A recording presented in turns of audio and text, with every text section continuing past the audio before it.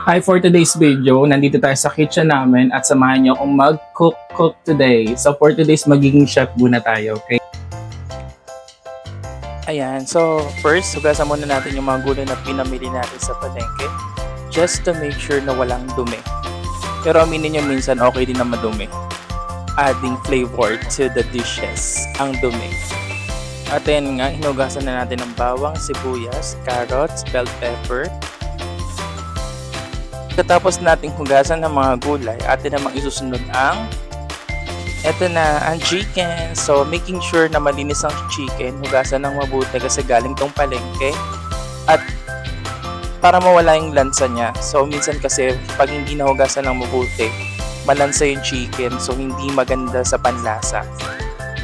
So, next naman natin is maghiwa na tayo ng mga gulay. So, first, hiwain natin yung carrots.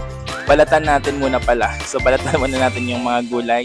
So, carrots, patatas, bell pepper, bawang, sibuyas, kamatis. So, yun yung mga i-prepare natin na gulay para sa ating kalderetang manok. So, kalderetang manok nga pala yung ating lulutuin. Hindi ko nabanggit sa umpisa. So, yun na nga. Bata pa lang ako. Sobrang hilig ko na magluto. So, naman ako to sa aking lola. So, actually si lola, isa siya sa pinakamagaling na magluto sa pamilya namin. So, tuwing may occasion, kasal, binyag, fiesta, so siya lahat ang nagluluto. So, sobrang busisi niya sa pagluluto at syempre sobrang arte din. Alam naman natin yung mga lola at lolo natin. So, iba yung panlasa nila. At hindi sila masyadong gumagamit ng mga seasoning powder just to make sure na walang MSG at talagang masarap, natural ang lasa, masustansya. So, dun ko naman na yung pagluto sa aking lola.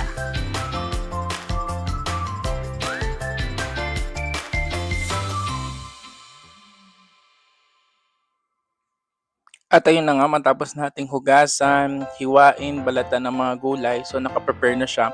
So magpapainit na tayo ng kawali. Actually, kahit hindi na masyadong mainit yung kawali kasi non-stick naman yung gamit namin. O, diba, lakas makayaman, non-stick. So first, pinipirito ko muna yung mga gulay, yung patatas, carrots, bell pepper, at saka yun, yung tatlong gulay na yun, pinipirito ko muna. Tsaka sa huli na natin siya ilalagay.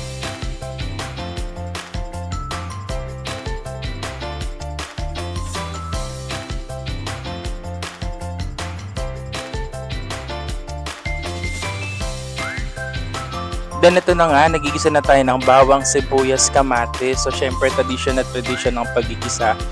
And then after natin igisa ang bawang, sibuyas, kamatis, isang kutsa na natin ang ating chicken.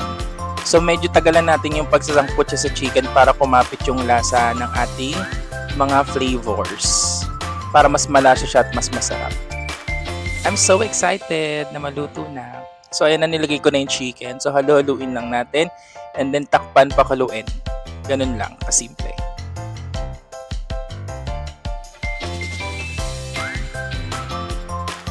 Ayan, at malapit nang maluto ang ating kalderetang chicken. Ayan na, luto na.